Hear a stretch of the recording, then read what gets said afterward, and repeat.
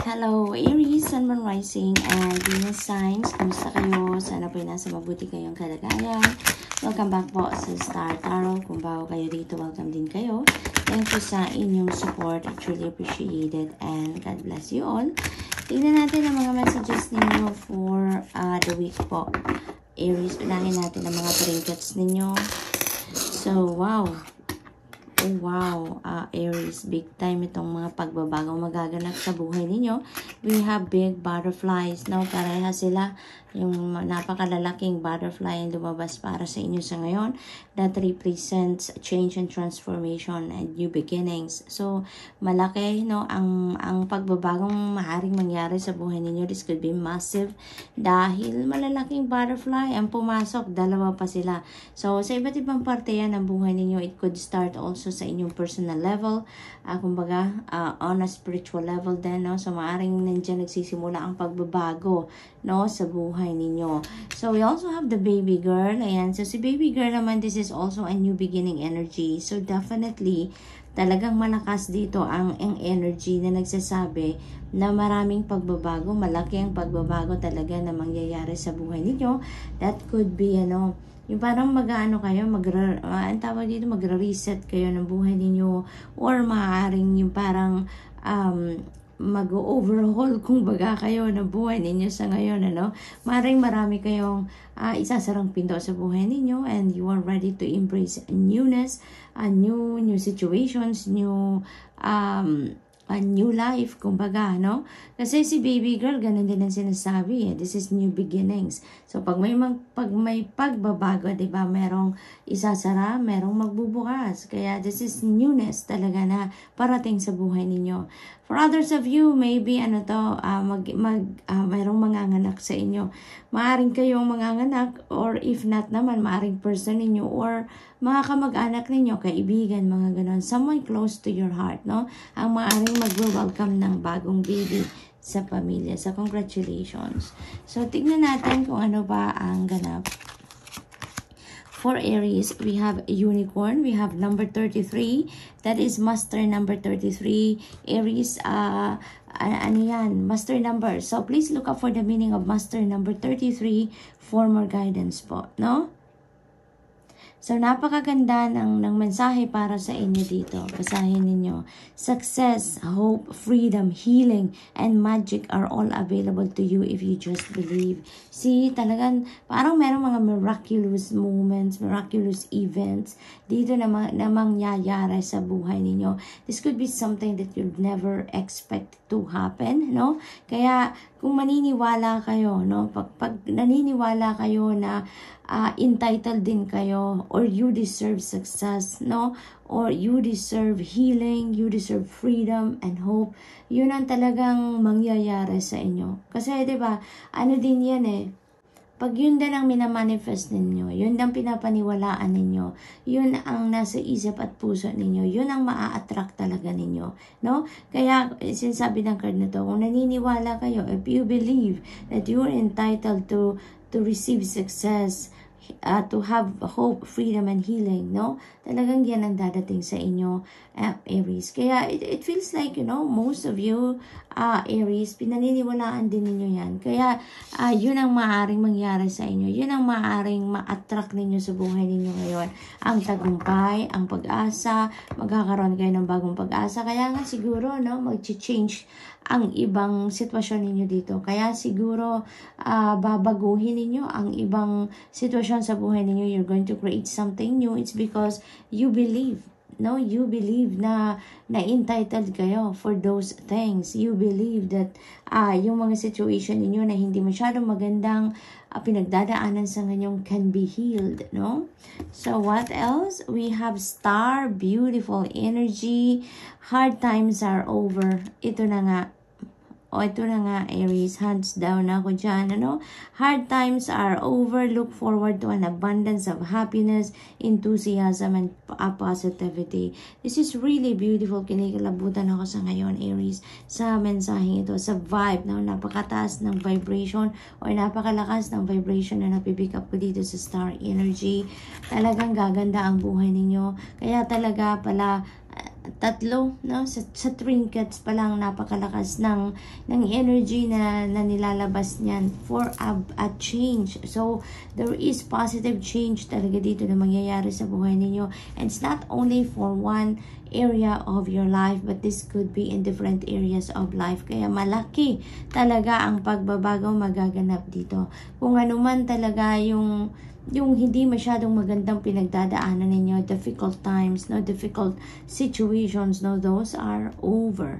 Sabi dito, hard times are over. Ito na yon, that can be healed. Talaga, you are receiving that healing energy, no, para doon sa mga sitwasyon na hihirapan kayo, para doon sa mga areas ng buhay ninyo na talagang pagod na kayo, hirap na kayo, hindi ninyo nasusolusyonan.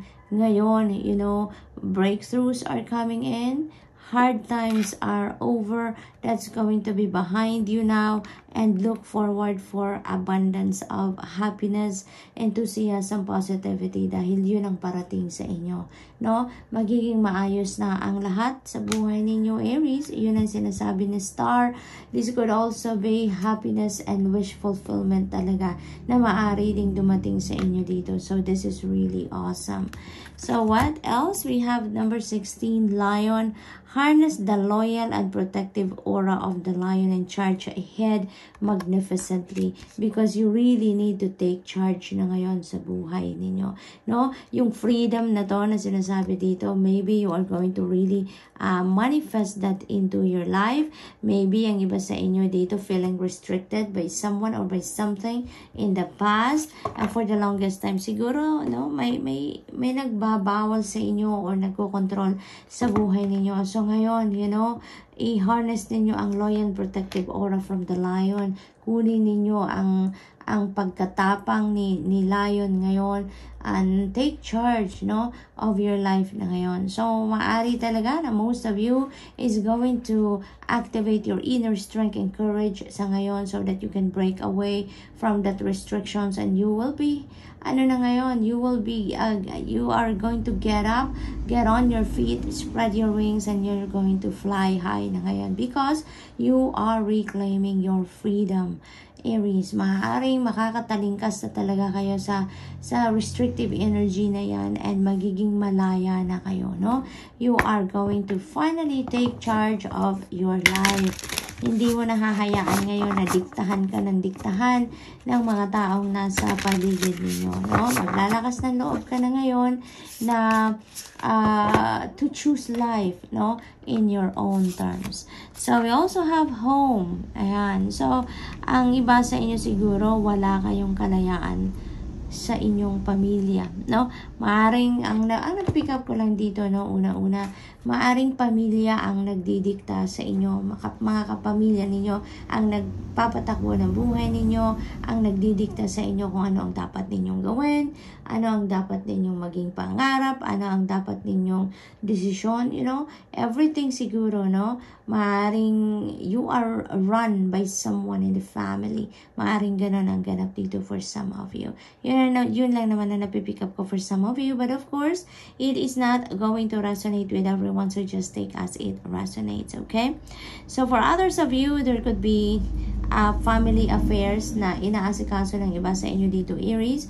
Maaring merong ganap or pagbabago din sa buhay ninyo pagdating sa loob ng pamilya. Maaring meron dito talagang maglalakas ng loob na, and you're going to maybe going to be independent na ngayon. Someone there, no, Aries, ay maaaring aalis na ng bahay because you want to be independent na. So yan ang napipick up ko dyan for some of you. We have trust. Ayan, you are trusting the divine. You are trusting the natural ebb and flow of life. Dito, yun ang napipick up ko dito. Kaya, parang dito nakikipag-connect kayo, no? Or maybe you already have, or you are building already a strong connection, no? A strong communication lines with the divine universe. Maaring lagi talaga kayong nagdadasal, lagi kayong nakikipag-usap sa Panginoon, sa iyong mga angels, no? And the rest of your spirit team dito. Maaring maaring napaka-ano ninyo talaga, madasalin, no? Maaring ganon ang ganap. Buong-buo kayo nagtitiwala sa Panginoon, buong-buo kayo nagtitiwala sa divine universe and to the divine plan dito, no? Parang ganon ang ganap dito for some of you. Kaya siguro, bibiyayaan kayo dito ng magandang buhay, ng bagong buhay, may bagong pag-asa, because the divine universe knows na ito na yun ang kailangan ninyo. You deserve it, no? You deserve a new life, a new path na tatahakin ninyo sa buhay ninyo para guminhawa na kayo, maging masaya na kayo, no?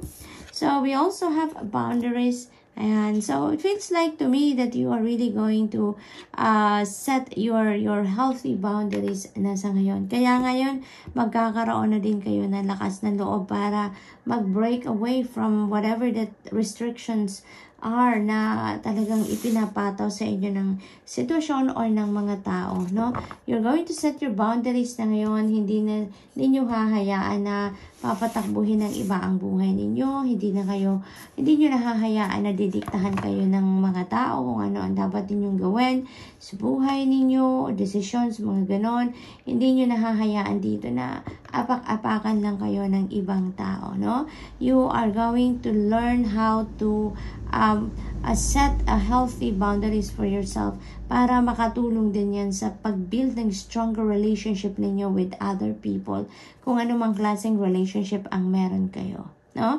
Kasi nakakatulong talaga yan. They would also realize na kung hanggang laan din ang limit nila, hanggang saan lang din ang limit nila, no? Sa pananalita nila, sa pagtrato nila sa iyo, yung mga ganun ba. So ngayon, you are going to talaga, bit ninyo dito yung inyong courage and inner strength for you to be able to set your boundaries then, no?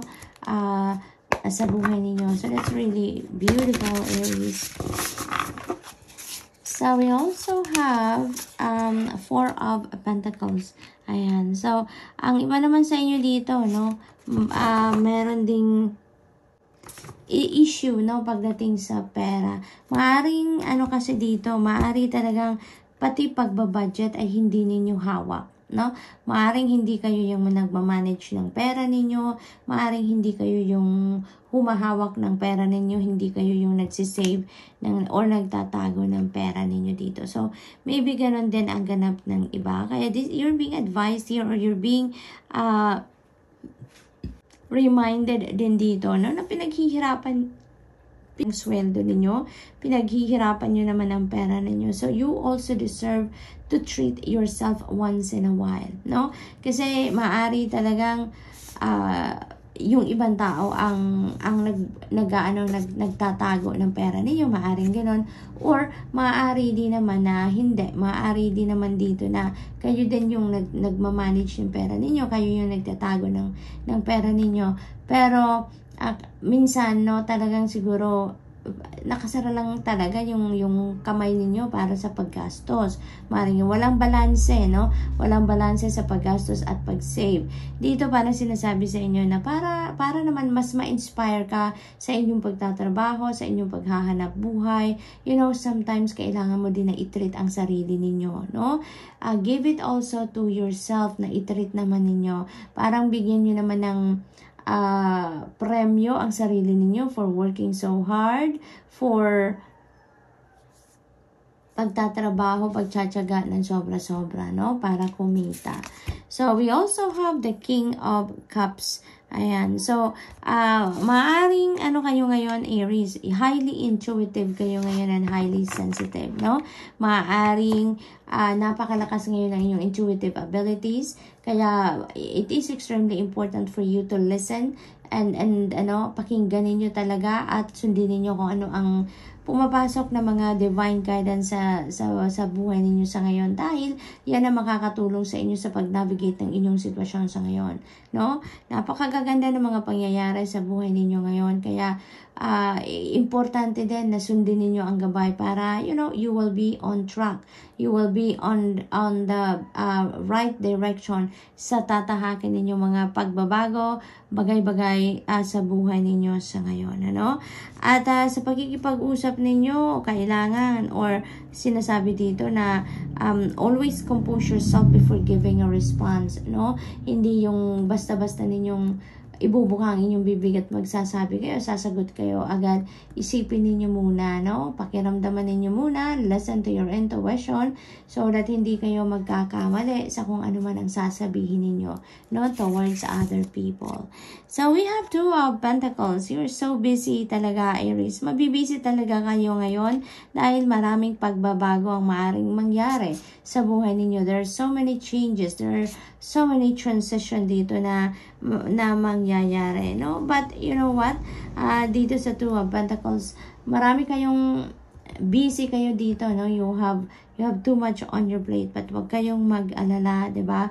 Meron tayong star energy, hard times are over. Kaya kung nahihirapan kayo sa dami ninyong ginagawa, sa dami ninyong obligasyon, sa dami ninyong responsibilidad, you know, that will be healed, okay? The divine universe and the rest of your spirit team will help you, no, na maayos ay lahat, maplantsa kung ano man ang chaotic situation na yan. And also, dahil sa madami kayong asikasuhin na ngayon, this is also a reminder for you to bring balance in your life. Ngayon pa lang, habang hindi pa nag-unfold ang mga kabisihang ito sa buhay ninyo, balance yourself. Magmuni-muni kayo, mag-reflect kayo, mag-solitude kayo, mag-rejuvenate kayo nang sa gayon you will be ready. You are going to be physically, mentally, emotionally, and spiritually ready, no, sa pagdating ng mga pagbabagong ito sa buhay ninyo. Okay? So, that's all I have for you for the week, Aries. I hope nakatulong ang mga mensaheng ito in some way. Thank you for watching. Love and light. Namaste.